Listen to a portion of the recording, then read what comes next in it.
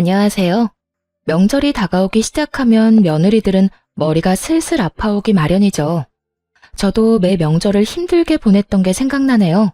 하지만 지금은 아주 편하게 명절을 보내고 있죠. 그 짜증나는 명절에서 어떻게 벗어났는지 알려드릴게요. 저는 평범한 회사원으로 자영업에 종사하는 남편과 만나 가정을 꾸렸어요. 신혼집은 경기도 외곽에 있었는데 남편 직장과 제 회사가 가까운 곳에 마련했죠. 결혼 초반에는 명절에 대한 스트레스가 그렇게 크지는 않았어요. 결혼 3년 차가 될 때까지는 친정에도 갈 수 있었으니까요. 사실 친정은 거의 땅끝마을에 가까운 아주 먼 지방에 있었어요. 가는 길마저 험해서 결혼 후에는 명절이나 연휴 때 한 번씩만 들를 수 있었죠. 너무 멀고 대중교통으로 가기도 힘든 곳이라 자주 못 가더라도 이해하고 넘어가려고 했어요. 그런데 결혼 4년 차가 되던 해부터 남편이 친정에 가는 걸 꺼리더군요.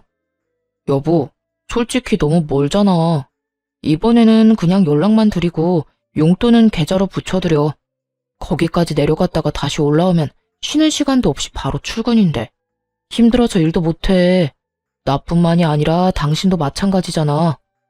이게 남편의 논리였고 솔직히 미안할 일도 아닌데 괜히 미안하기까지 했죠. 친정이 너무 멀어서 남편이 많이 피곤하겠다 싶었어요. 괜히 이렇게 먼 곳에 직장을 가지게 된 스스로를 탓하게 되기도 했고요. 그런데 시모는 또 다른 이유로 저를 친정에 보내지 않았어요. 처음 남편 말을 따라 친정에 내려가지 못한 날 시모가 저한테 그러더군요. 잘했다.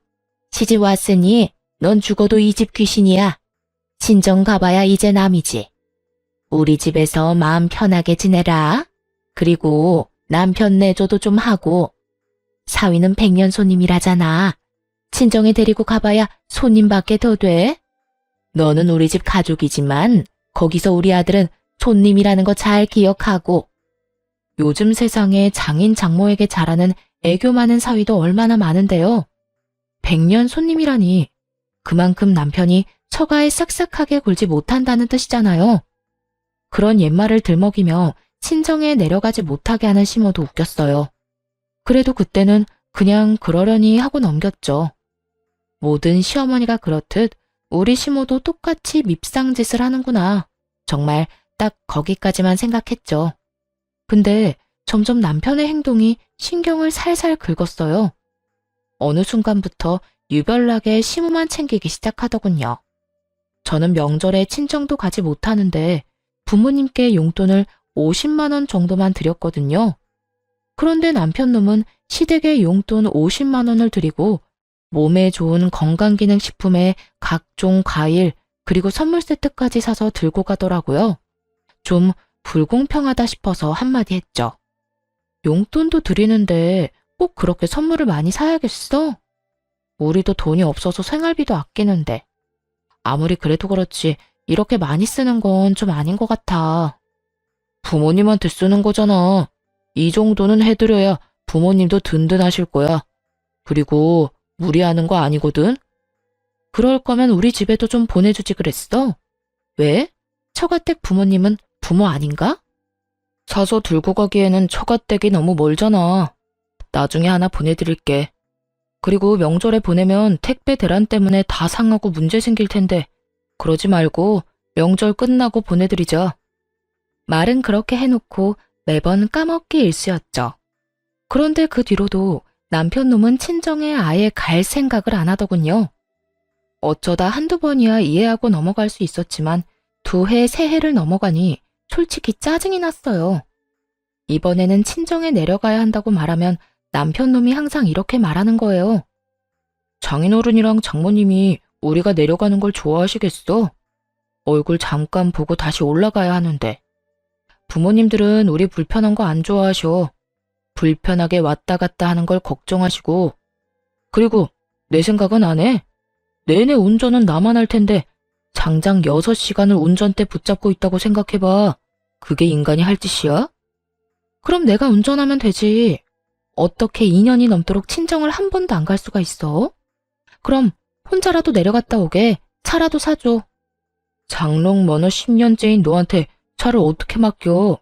그리고 혼자 절대 못 보내. 당신 혼자 내려가 봐. 장모님이 나한테 전화하셔서 무슨 일 있냐고 하실 거 아니야. 넌 부모님 걱정하게 만들고 싶어? 그럼 어쩌라고. 우리 친정에는 평생 안 갈 생각이야? 누가 평생 안 간대? 시간 나면 가는 거고 이번만 날인 것도 아니잖아. 좀 기다려봐. 때 되면 다 갈 거라니까. 아휴, 한 대 탁 때려주고 싶을 정도로 얄미운 남편 때문에 속이 문드러졌어요. 그런데 이런 제 속을 더 파사삭 부서뜨리는 존재가 하나 더 있었어요. 바로 손아래의 신우였죠. 신우는 시댁과 먼 곳에 살았는데 어떻게 된 건지 명절 낮이면 도착하더라고요. 우리 부부보다 2년 늦게 결혼했는데 결혼 후 쭉 명절 당일 낮에 자기 친정에 오는 신우가 정말 얄밉기 짝이 없었죠. 왜냐면 시댁이 신우한테는 친정이니까 완전히 주인처럼 행세하곤 했거든요. 찬물 좀 내와라. 식사가 형편이 없다. 도대체 언니는 시댁 와서 하는 게 뭐냐. 저한테 이런 평가질이나 하고 말이죠. 함께 있기 너무나 힘든 존재가 바로 신우였죠. 그런데 시모가 저한테는 친정에 가지 말라고 해놓고선 신우에게는 빨리 오라며 맛있는 거 많이 해놨다고 전화하는 걸 듣게 됐어요. 순간 짜증이 확 치밀어 올랐죠. 아무리 그래도 그렇지 며느리는 친정에 안 보내주면서 딸더러 빨리 오라고 하다니 듣는 며느리 기분이 좋을 리가 없잖아요. 도저히 참을 수가 없어서 신우에게 명절 전날 전화를 했죠. 아가씨, 이번 명절에는 본가 오지 말고 아가씨 시댁에서 시간 보내세요. 올 필요 없을 것 같아요. 아니, 새언니가 왜 나한테 집에 오라 마라 해요? 우리 부모님 집인데 왜 언니가 나를 못 오게 하냐고요. 참나 기가 막혀서. 지금 이게 뭐 하는 짓이에요? 우리 엄마도 새언니 이러는 거 알아요? 어머님은 모르시는데 아마 제 의견에 동의하실걸요? 지금 뭘 모르는 것 같은데 어머님은 아가씨가 집에 오는 거 싫어하세요. 그러면서 평소 시모의 지론을 신우에게 말해줬어요. 며느리는 친정에 자주 가면 안 된다는 그 지론 말이죠. 할 말이 없어 열받았는지 신우가 전화를 뚝 끊더군요. 그리고는 바로 시모에게 전화를 했나 봐요. 명절 전날이라 시댁에 함께 있었는데 옆에 있던 시모가 전화를 받더군요. 그래, 딸. 왜 전화했어? 엄마, 새언니가 나더러 집에 오지 말래. 엄마가 나 집에 오는 거 싫다고 했어? 뭐?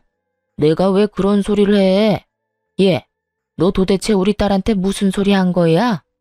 왜 오지 말라고 한 거니? 시모가 화들짝 놀라서는 저한테 화를 내며 묻더라고요.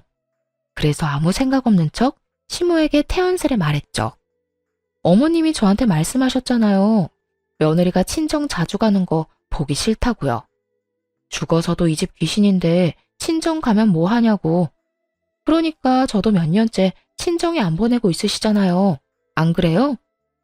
항상 그렇게 말씀하시길래 아가씨한테도 어머님 생각 말해드렸어요.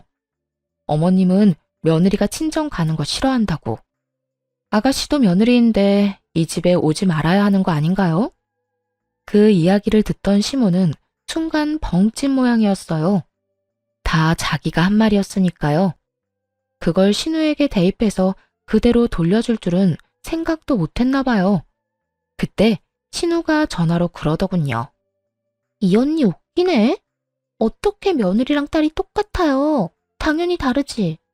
똑같죠, 남의 며느리인 건. 근데 다른 게 있긴 해요. 아가씨랑 저랑은 시어머니가 다르잖아요. 아가씨는 상식적이고 친절하고 좋은 시어머니 만났나 보네요. 추석 당일 아침에 밥만 먹이고 바로 친정에 보내주는 거 보면.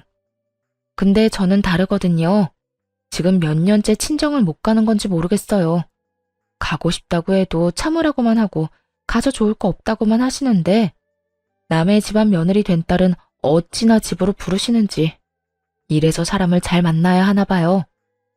이렇게 말하자 이번에는 신우가 아무 말도 못하더군요. 더 말해봐야 자기 엄마 얼굴에 침 뱉는 꼴만 되니까요. 게다가 내일 있을 명절 잔치를 위해 시댁 친인척들이 다 모인 자리여서 그런 말을 떠들어대니 친척들도 불편한 기색을 내비치더군요. 남의 집안일이라 대다수가 못 들은 척하는 것 같았어요. 그리고 그분들도 알게 된 거죠. 이 집 식구들이 명절에도 며느리를 친정에 안 보내준다는 걸요. 졸지의 시모는 속 좁고 며느리 생각 안 하는 못된 시어머니가 되어버렸어요. 그게 분했는지 저를 한껏 째려보더라고요. 그때 남편이 제 팔을 붙잡으며 밖으로 끌고 나갔어요. 당신 왜 이래? 왜 이런 좋은 날 기분 나쁜 소리를 하냐고. 내가 나중에 처가 때 가준다고 말했잖아, 때 되면. 그때가 대체 언젠데? 벌써 2년 동안 친정을 한 번도 못 갔어. 친정이 해외야? 제주도야? 울릉도, 독도야? 섬도 아닌 대한민국 내륙인데 왜 못 가? 처음에는 당신 피곤하다고 해서 나도 이해했어. 근데 계속 안 가겠다는 건 의도가 뻔하잖아. 야, 그런 이야기가 아니잖아. 내가 뭐 평생 안 간대?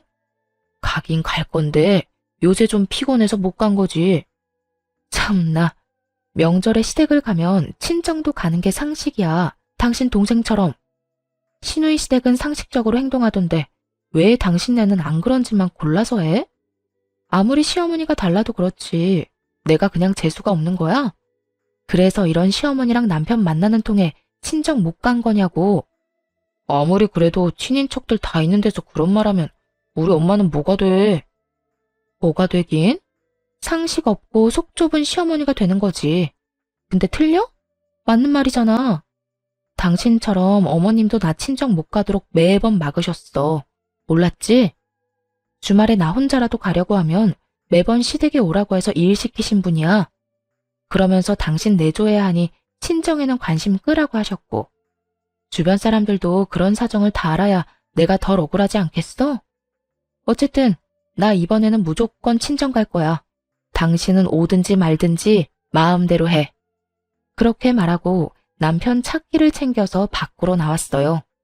그리고 남편 차를 타고 친정으로 내려왔죠. 오랜만에 차를 운전하긴 했지만 친정으로 가는 길을 잊어버리지는 않았더라고요. 그렇게 혼자 내려갔더니 친정 부모님이 깜짝 놀라더군요. 너 연락도 없이 웬일이야? 얼마 만에 보는 거냐? 잘 지냈어? 아빠. 잘 지냈어. 근데 우리 사위는 왜 너 혼자 내려왔어?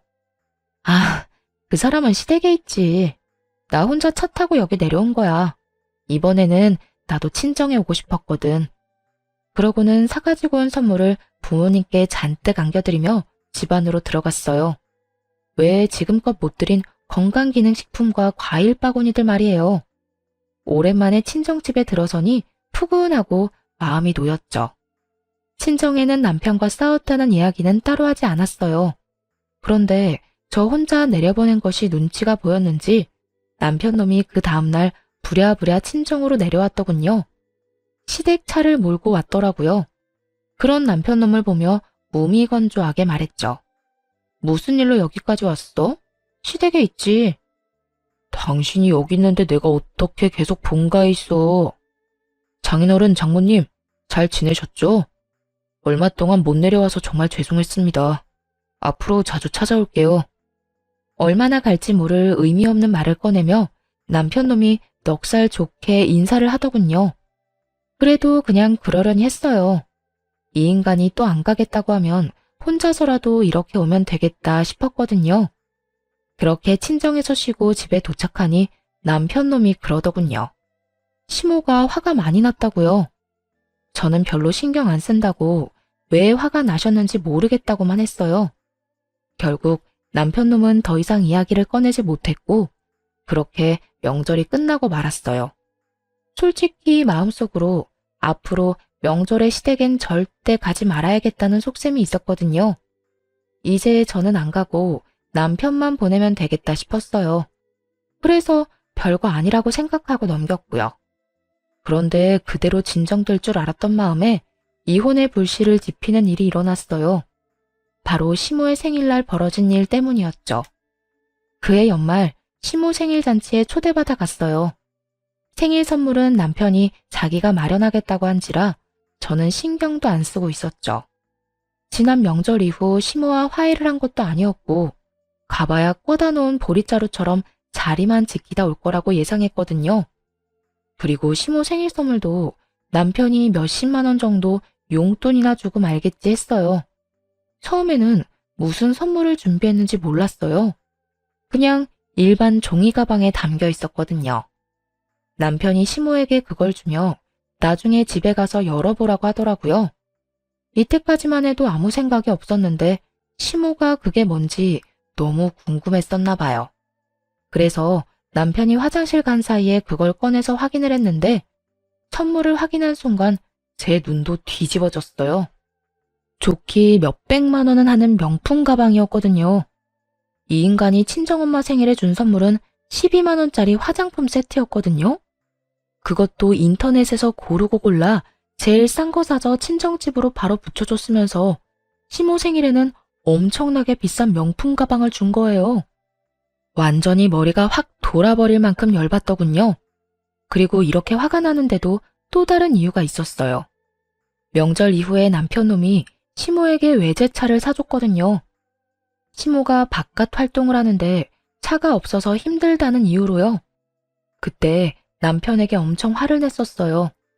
몇 달 전에 저한테 돈까지 빌려간 인간이 그렇게 큰 돈을 펑펑 쓰니까 화나잖아요. 그래서 시어머니 외제차 사줄 돈은 있었냐고 따졌죠. 그랬더니 남편이 뭐라고 한 줄 아세요?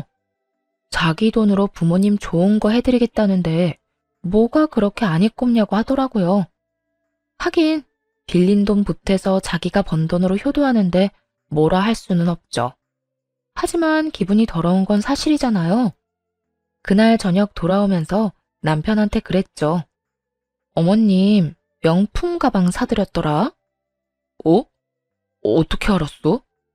어머님이 자랑하고 싶으셨는지 당신 없을 때 열어보셨거든. 돈 없다면서 나한테 빌려가 놓고 아주 어머님한테는 펑펑 쓰네? 그렇게 돈 많으면 내 돈 먼저 좀 갚지 그래? 나도 우리 엄마한테 돈 한번 펑펑 써보게. 여보, 당신한테 빌린 돈은 이렇게 개인적으로 쓴 게 아니야. 가게에 필요한 돈이라 빌린 거잖아. 그리고 엄마한테 준 거 진짜 명품도 아니라고. 그냥 레플리카야. 몇십만 원 하는. 태연하게 말하는 남편놈을 보며 속으로 코웃음을 쳤죠. 그게 레플리카인지 진짜인지 구분을 못하겠냐고요. 마침 일하는 회사에 명품 가방 수집에 진심인 동료가 있었는데 저도 그 친구 덕에 짝퉁이랑 진짜는 구분을 참 잘하거든요. 그 비싼 걸 싼값에 샀다고 거짓말하는 남편을 보니 정말 괘씸하더라고요. 그래서 몰래 한 가지를 계획했어요. 시모가 연말에 우리 집에서 며칠 지내고 싶다고 했거든요. 남편 놈이 그렇게 하라고 해서 시모가 오기로 했는데 저는 쏙 빠지려고 준비했어요. 그래서 시모가 온다는 날 전날부터 시모가 가는 그 다음 날까지 연차를 썼고 그대로 친정으로 피난을 가버렸죠. 집에 왔다가 제가 없어진 걸 눈치챘는지 시모가 급히 전화를 하더군요. 전화를 받았더니 바로 막말을 쏟아냈어요. 넌 도대체 어떻게 된 애가 내가 온다고 했는데 집을 비워? 이래가지고 밥은 어떻게 먹니? 너 평소에도 이렇게 자주 집에 안 들어오니? 우리 아들 밥은 먹이고 회사 다니는 거야? 이래서 집안에 사람을 잘 들여야 하는 법인데 어떻게 이런 게 우리 집에 들어와서 내 속을 썩이는지. 당신 지금 어디야? 어딜 가면 간다고 이야기는 하고 가야지. 나 지금 친정 내려가는 길이야. 어머님은 내일 오신다더니 하루 빨리 오셨네. 나도 급한 볼일이 있어서 내려가는 거니까 당신이 어머님 좀 잘 보살펴 드려. 당신 어머니잖아. 친정? 갑자기 친정에는 왜 가는데? 그것도 혼자서? 무슨 일 있어?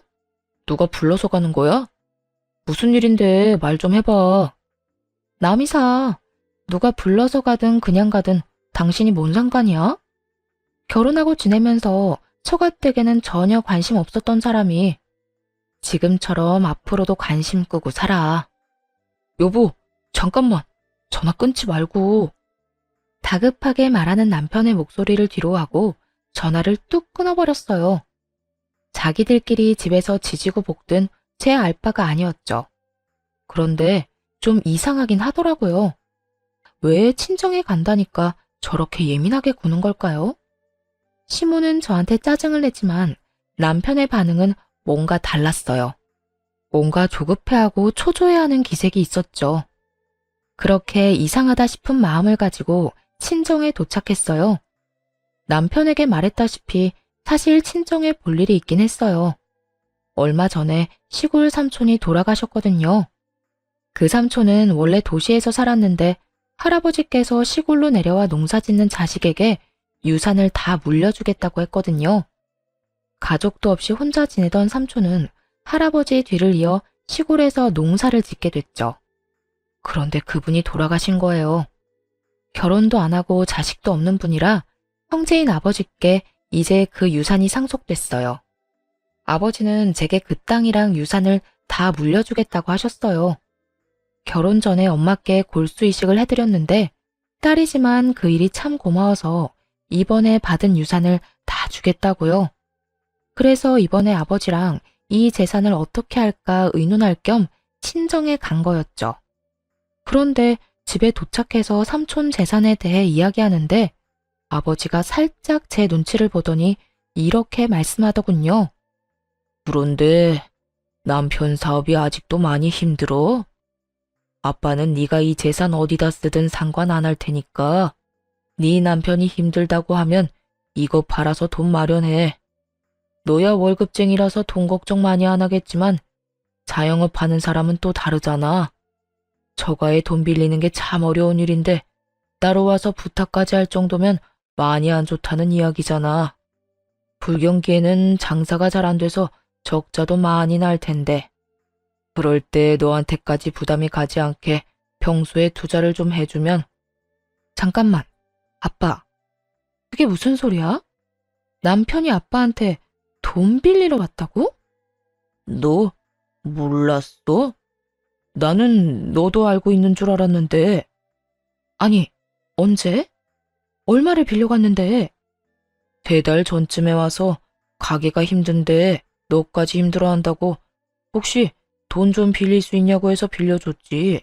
6천만 원 정도. 아버지의 이야기를 듣자마자 재빨리 머리를 굴렸어요. 3개월 전쯤에 무슨 일이 있었나 하고 말이죠. 그리고 나온 결론에 정말 경악하고야 말았어요. 3개월 전에 남편 놈이 시모에게 외제차를 사줬었거든요. 이 정신 나간 놈이 아빠를 속이고 돈 빌려다가 시모 외제차를 사준 거예요. 아마 그 명품 가방도 아버지가 빌려준 돈을 보태 마련했겠죠.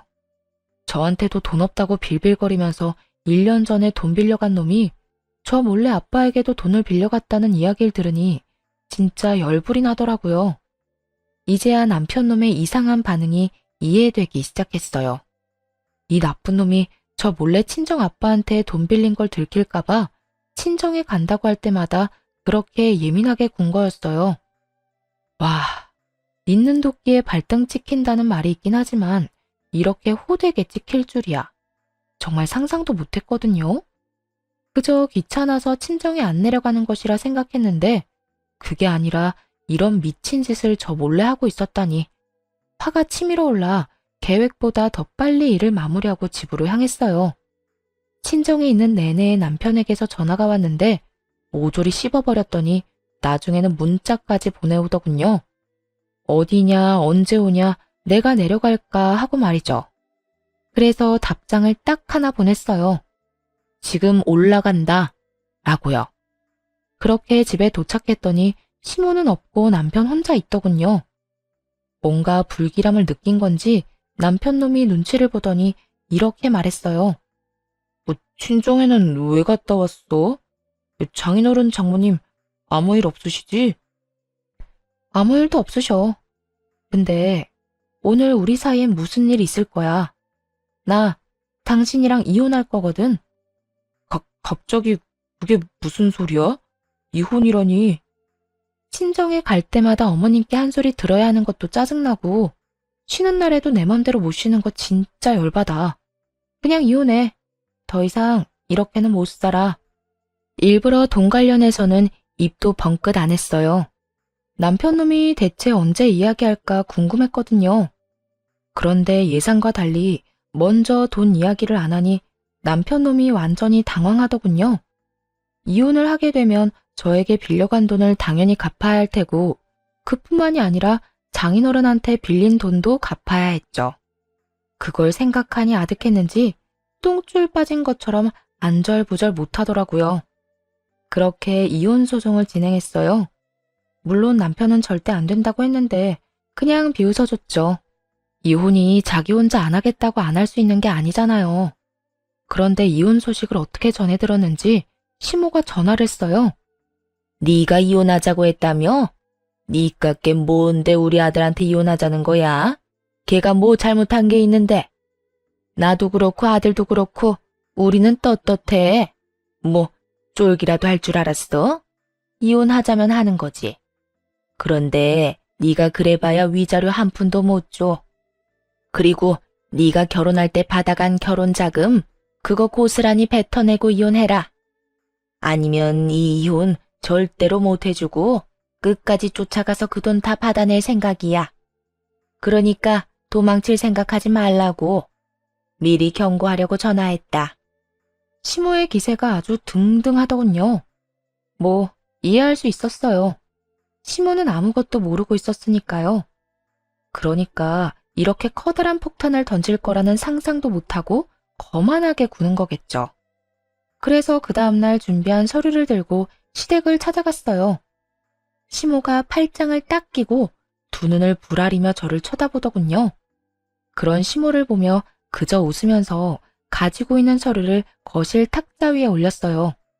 서류에는 1억이라는 큰 돈을 시모가 제게 줘야 한다는 글이 적혀 있었죠. 그 내용을 보고 당연히 시모는 어리둥절해 하더군요. 분명히 자기가 돈을 받아내야 한다고 생각하고 있었는데 오히려 본인에게 1억이라는 큰 돈의 청구서가 돌아갔으니까요. 이게 뭐야? 네가 나한테 돈을 준다는 얘기니? 아니요. 어머님이 저한테 1억을 주셔야 한다는 얘기예요. 그게 무슨 소리야? 너 결혼할 때 내가 1억 줬잖아. 그거 너 다 했잖아. 그러니까 이혼하면 그거 다시 다 돌려줘야지. 어디서 사람을 속이려고? 예상대로 시모는 미친 듯이 소리를 치며 거짓말하지 말라고 난리를 피우더군요. 저는 시모와는 정반대로 차분해졌죠. 여기 남편 통장 내역이 있어요. 어머님이 주신 1억 제 통장에 들어온 게 아니라 남편 통장으로 들어갔고요. 그 1억은 결혼 자금과는 아무런 상관없이 남편 가게 사업 자금으로 들어갔어요. 보면 아시죠? 한글 못 읽는 거 아니시잖아요. 그리고 그 이후로 제가 남편한테 결혼 자금으로 받은 돈은 조금도 없어요. 남편 통장, 제 통장, 어딜 봐도 그런 내역은 없잖아요. 안 믿기시면 변호사 통해서 금융기록 같은 거 살펴보셔도 돼요. 이야기를 듣는 시모 얼굴이 딱딱하게 굳어가기 시작했어요. 그러거나 말거나 서류를 다음 장으로 넘겨서 다시 또박또박 말했죠. 그리고 이건 남편이 저한테 빌려간 4천만 원에 대한 이체 내역이고요. 빌려주면서 당연히 갚으라고 이야기했고 그 돈은 온전히 제 월급으로 모은 거 확인할 수 있어요.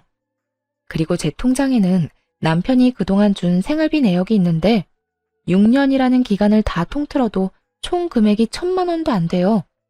그렇다고 남편이 살면서 생긴 빚을 따로 갚은 것도 아니고요. 가게가 어렵다는 말에 제가 6년간 빌려준 금액이 더 커요. 정 의심되면 그것도 금융기록 뒤져보시고요.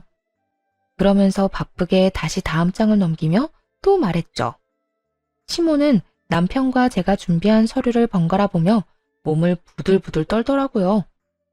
이건 남편이 저희 아버지에게 빌려간 6천만 원에 대한 차용증이에요. 이건 저도 몰랐는데 얼마 전에 어머님께서 저희 집에 와서 쉬셨잖아요.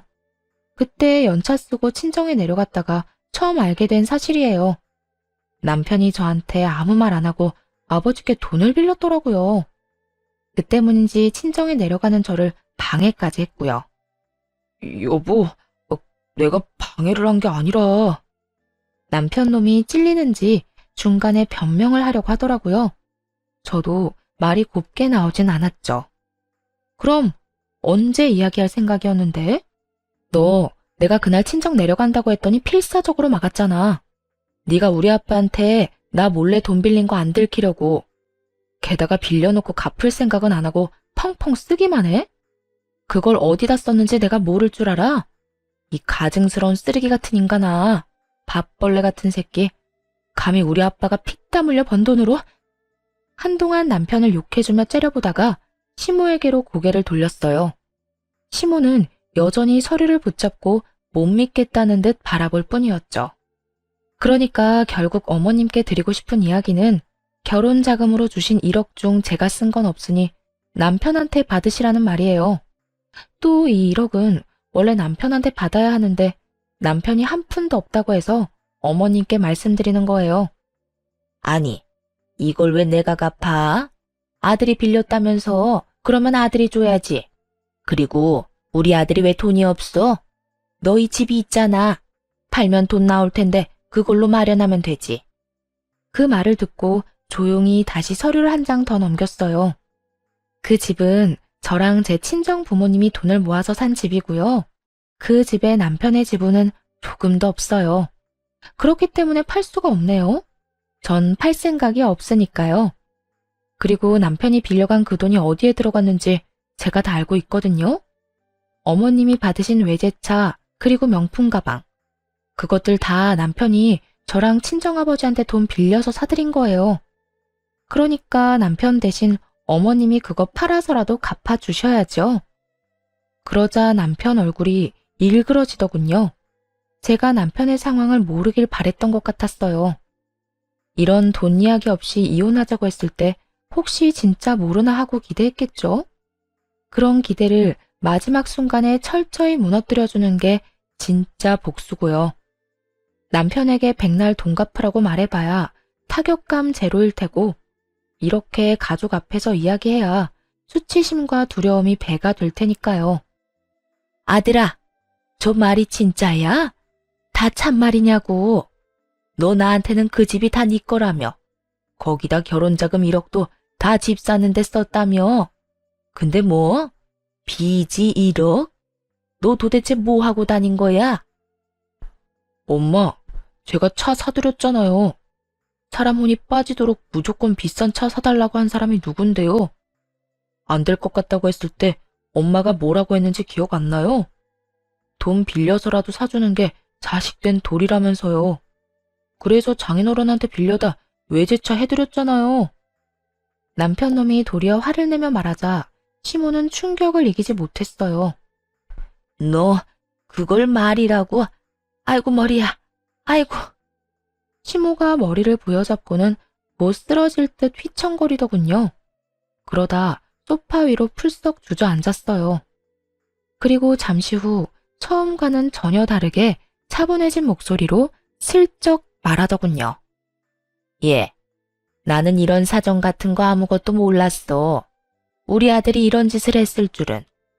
이건 정말 큰 문제야. 그냥 넘어갈 순 없지. 그런데 이렇게 이혼해서는 안 돼. 차라리 같이 살면서 갚게 하는 게 낫지 않겠니?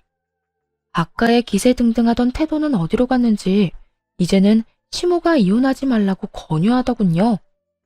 살면서 돈을 갚도록 하는 게 더 좋다는 이유로 말이죠. 안면물수라는 게 이럴 때 쓰는 말일까요?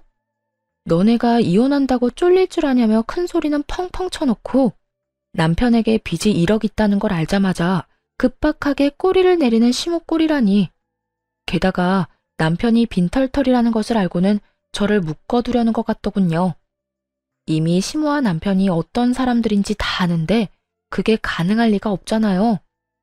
솔직히 두 사람이 저한테 조금이라도 친절하게 대했다면 그리고 저를 속이지 않고 친정에 가도록 배려해줬다면 이혼까지 생각했을까요?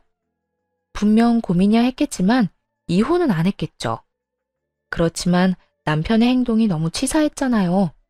친정에는 내려가지도 못하게 한 주제에 장인어른한테 빌린 돈으로 시모에게 외제차와 명품백을 사주다니. 그런 남편놈을 보고 누가 이혼을 생각하지 않을 수 있겠어요?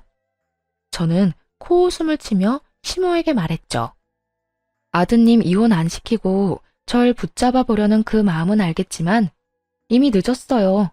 이혼 소송 진행 중이거든요. 그리고 이혼하든 안 하든 이 돈은 남편이 갚아야 하는 거고요. 저희 아버지도 그렇고 저도 그렇고 이 돈 어떻게든 받아낼 거예요. 그제야 심호가 무너지더군요. 갑자기 고개를 쳐들더니 실성한 여자처럼 아들에게 소리쳤어요. 난 못 갚아. 네 잘못이고 네가 빌린 돈이니 네가 갚아. 내가 뭔가 해줄 거라고 절대 기대하지 마. 잘못한 건 네 놈이고 나는 결백하니까. 결백한 것 치곤 심호가 받아먹은 게 워낙 많아서 남편 놈도 가만히 있진 않았어요. 아니, 그 돈 빌려서 온전히 저한테 쓴 것도 아닌데 왜 못 갚아주는데요? 와, 엄마 진짜 얼굴에 철판 제대로 깔았네. 그만큼 받아놓고 이제와 발뺌을 하신다? 그건 제가 용납 못해요. 두 사람은 1억이라는 빚 앞에 한치도 물러서지 않고 팽팽하게 싸우더군요. 그런 둘을 놔두고 그 집을 빠져나왔어요. 그리고 집에 오자마자 용달차 부르고 안방에 있는 남편 짐부터 꺼냈죠. 그런데 어느새 남편 놈이 집에 슬그머니 들어오더니 짐을 싸는 걸 보고 저를 말리려고 하더군요. 여보, 진짜 이럴 거야? 나 정말로 내보낼 거냐고. 우리가 함께 산 세월이 몇 년인데 이런 식으로 내보내는 건 좀 아니지 않아? 내가 어떤 식으로든 갚는다니까? 그 돈은 당연히 갚아야 하는 거고 당신은 이 집에 대한 지분이 하나도 없잖아. 결혼할 때 한 푼도 안 내고 이 집에 들어온 건 너야. 그때도 당신 가게 힘들다고 해서 어머님한테 받은 돈도 당신이 모았다던 결혼 자금도 다 가게로 들어갔지. 솔직히 그것도 의문이긴 해. 그 돈은 시댁에 안 갖다 바쳤어? 나 당신한테 제대로 생활비 받아본 적 한 번도 없어. 그것만으로 이미 아웃이고 어차피 이혼하고 나갈 텐데 뭐하러 굳이 같이 살아? 보기 싫은 얼굴 쳐다보면서. 그러니까 미리 좀 나가. 알았어? 하나부터 열까지 너무 맞는 말만 하니 남편도 더 이상 아무 말 못하더군요. 뭐 입이 10개라도 할 말이 없었겠죠. 자기가 뭘 잘했다고 이 집에 남겠다 어쩐다 이야기하겠어요? 그리고 심호와 남편을 위한 진정한 지옥은 며칠 뒤부터 시작됐어요. 이혼에 대한 전말을 모두 듣게 된 친정아빠가 완전 열받으셨거든요. 그딴 놈도 하나뿐인 사위라고. 내가 노후자금으로 모아놨던 자금까지 빌려줬는데 널 속이고 그딴 짓을 했다고? 널 친정에 못 가게 한 것도 모자라 지엄마 외제차랑 명품백을 사줬단 말이야. 차라리 너한테 선물을 사줬다 하면 내가 그 돈 받을 생각 안 했을지도 몰라. 그런데 감히 내 딸한테도 돈을 빌려놓고 나한테까지 돈을 빌려? 그건 절대로 용서 못하지. 지옥까지 쫓아가서라도 그 돈 받아내고야 만다. 그렇게 선언한 친정아빠는 정말로 그 먼 곳에서 한달음에 올라오셨어요. 그러고는 남편이 시모에게 사준 외제차 뒤를 졸졸 쫓아다녔죠. 완전히 대놓고 쫓아다닌 게 아니라 몰래 뒤만 쫓다가 시모가 지인들을 만나는 것 같으면 마치 우연히 마주친 적 다가가 이랬대요. 아이고, 잘 지내고 계신 것 같아서 보기 좋습니다. 이제 그쪽 아드님하고 우리 딸이 이혼한 건 아시죠? 그런데 그쪽 아드님이 나한테 빌려간 돈을 안 갚아서 이렇게 찾아왔어요. 아드님이 그러는데 자기는 돈이 없으니 엄마한테 가서 받으라고 하더라고요. 저도 노후를 위해 힘겹게 마련한 돈이라 없으면 크게 곤란해서 말이죠. 그쪽 아드님이 나한테 빌린 그 돈으로 자기 엄마 외제차를 사줬다고 하는데 그게 바로 이 차죠? 아이고, 참 좋아 보이네. 아니, 사돈은 왜 이럴 때까지 찾아와서 그런 이야기를 해요? 저는 우리 아들이 빌린 돈이랑은 아무런 상관이 없는 사람이에요. 상관이 없어? 당신 아들이 저지른 짓이고 그동안 당신이 그 돈 다 썼잖아. 그러면 양심상 대신 갚아줘야 한다는 생각은 안 들어요? 돈이 없으면 이 차랑 그 어깨에 걸려있는 가방을 팔아서라도 마련하셔야지. 그러니까 돈은 빌린 사람한테 갚아달라고 해야지. 왜 빌린 사람 엄마한테 이렇게 난리를 치냐고요? 아니, 상관이 왜 없어요? 그쪽이 아들을 잘못 키웠잖아요. 그리고 우리 딸 친정에도 못 가게 하고 이 집에서 매번 일 시키고 괴롭혔다면서요. 내가 그 이야기를 듣고 어찌나 속이 이상한지 밤에도 잠이 안 와. 남의 귀한 딸 데려다가 막 부리는 것도 모자라서 부모도 못 찾도록 만들어. 쌍으로 정신이 나간 것들. 뚫린 입이라고 아무 말이나 짓거리는 거 봐. 어쨌든 그쪽 아드님이 빌려간 1억 가지고 있는 걸 팔아서라도 마련하시라고. 당신 다니는 곳이 어디든 다 쫓아다니면서 그 돈 다 받아낼 거요. 앞으로 만날 지인들한테 아들 새끼가 사고친 거 다 알리고 싶으면 마음대로 하시오. 난 안 말릴 테니까. 아빠의 말에 무시무시함을 느꼈는지 시모는 그 뒤로 사람을 만나지 않고 집에 틀어박히더군요. 시모가 밖에 나오지 않자 아빠는 이제 남편을 쫓아다녔어요. 아빠 돈이랑 제 돈까지 당장 갚으라고요. 결국 주변에 사람이 있든 말든 상관없이 쪼아대는 아버지 때문에 남편 놈은 시모의 반대를 뒤로하고 명품 가방과 외제차를 팔아 돈을 마련했어요. 그렇지만 아무리 좋은 외제차의 명품 가방이라도 중고잖아요. 당연히 살 때만큼의 돈을 마련하기는 어려웠죠. 비싼 만큼 감가가 어마무시하잖아요. 그래서 어쩔 수 없이 시댁집을 담보로 대출을 받아 저와 아버지에게 갚았더군요. 그 돈을 갚을 때 남편이 저한테 한마디 했어요. 정말 독하다 독해. 진짜 이렇게까지 해야 해? 우리가 하루 이틀 같이 산 것도 아니고 몇 년을 함께 살았는데 나는 적어도 장인어른이 좀 더 상식적인 방법으로 돈을 받아갈 거라고 생각했어. 그런데 이게 뭐야? 주변 사람들한테 소문 다 내고 나를 못 살게 굴면서까지 돈을 받아갔어야 했어? 당신 왜 이렇게 사람이 못 됐어? 당신 아버지도 그렇고. 우리 아빠 욕하지 마. 독한 걸로 치면 네가 최고지. 넌 그럼 얼마나 상식적이길래 우리 집 무시하고 시댁에만 돈 쳐바르면서 효도했어? 솔직하게 말해서 네가 시댁에 효도할 때 친정에도 똑같이 해줬으면 내가 이랬겠냐고. 입장 바꿔놓고 생각해봐. 내가 우리 엄마한테만 몇백만 원짜리, 몇천만 원짜리 물건 사주고 너희 엄마한테는 10만 원짜리 화장품 사주면 어떻겠어? 기분 더럽겠지. 그래놓고 나한테 친정에도 가지 말라고 하고. 안 당해보면 모르는 거야. 그래서 당해보라고. 네가 그 입장이 되어봐야 그게 무섭고 힘든 일인 걸 알지. 왜 나 혼자 그 더러운 행동에 피해봐야 하는데? 너도 느껴봐. 아니, 솔직히 아들이 부모님한테 효도한 게 큰 죄는 아니잖아. 아무리 그래도 이렇게 하면 나랑 엄마는 앞으로 어떻게 살아? 야, 나는 네 심보가 고약하고 괘씸해서 용서를 못하는 거야. 능력도 안 되는 게 처갓집에서 돈 빌려다가 효도를 그렇게 하면서 막상 돈 빌려준 처갓집은 무시했지. 게다가 그게 찔려서 마누라는 친정에 가지도 못하게 하고. 가슴에 손을 얹고 네 놈이 한 짓거리를 생각해봐. 결국 이혼도 돈을 받아내는 것도 완벽하게 해결됐어요. 그렇게 전 남편과는 더 이상 만날 필요가 없어졌죠. 그 이후로 몇 번이나 연락이 왔지만 다 무시했어요. 전화한 이유야 뻔했으니까요. 그래서 용서해달라는 말은 필요 없으니 연락하지 말라고 몇 차례 문자를 보냈더니 더 이상 연락이 없더군요. 전 남편과 이혼하고 나서 저는 매년 명절이 되면 친정집으로 내려갔어요. 이혼을 하고 돌아온 저를 친척들은 반갑게 맞아줬죠. 그딴 놈이랑 잘 헤어졌다고 정신 나간 놈이라고 말해줬어요. 결국엔 저와 아빠, 친정까지 다 말아먹었을 놈이라고 다들 욕을 얼마나 하는지. 그 욕만 듣는데도 배가 든든하게 부를 정도였어요. 그렇게 친정집에 있으면서 오랜만에 SNS를 했더니 신우의 게시글이 떡하니 올라왔더군요. 보니까 해외여행이라도 간 것 같았어요. 신우와 그 아이들이 이국적인 건물 앞에서 사진을 여러 장 찍었더라고요. 그러면서 명절 연휴에 해외에 놀러 갔다는 문구까지 썼더군요.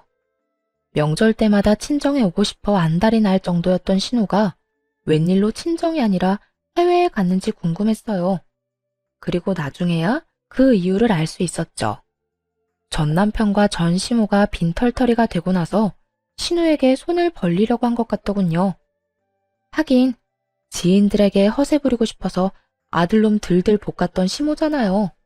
당연히 신우에게도 똑같이 행동했겠죠. 눈치 빠른 신우는 그러기 싫어서 명절에 해외여행을 하고 있는 거였어요. 매년 떠들썩하게 사람 많던 시댁에 결국 찬바람만 쌩쌩 불고 있는 상황인 거죠. 게다가 들어보니 전 시모와 전 남편의 관계는 더욱 악화일로를 걷게 됐더라고요. 전 남편이 결국 시댁에서 나와 가게에서 숙식하고 있다는 소식을 들었어요. 자신을 구박하고 차랑 가방 돌려달라며 찡찡대는 시모 때문에 말이죠. 전 남편도 자신이 그렇게 살게 될 줄 알았으면 그런 짓을 안 했을 거예요. 한치 앞도 못 보고 안일하게 생각한 결과가 겨우 그거라니. 그렇다고 다시 걷어줄 건 아니지만요. 시모도 초라하기는 마찬가지였죠. 아들 하나 믿고 소소하게 며느리 괴롭히며 사치나 부리며 살더니 결국 그 돈들이 사돈집에서 나온 거라는 걸 알고서는 완전히 무너져 버렸잖아요. 자기 욕심 때문에 자식이 저 지경이 된 건 눈에도 안 들어오고 그저 자기한테 줬던 걸 뺏었다는 생각만으로 자식을 모질게 대하니 전 남편도 그런 전 시모에게 정이 다 떨어졌겠죠. 결국 시모는 이제 명절을 아주 조용하고 조촐하게만 보내게 됐고 나날이 아들, 딸의 지원도 끊겨 근근히 살아가고 있다고 하더군요. 뿌린 대로 거둔 꼴이 참 웃겼죠. 이렇게 저는 그 지옥 같은 시댁의 명절에서 벗어날 수 있었어요. 이혼한 걸 절대 후회하지 않아요. 더러운 꼴 보기 전에 떠나는 것도 좋은 방법일 수 있답니다. 긴 글 읽어주셔서 감사해요. 좋은 날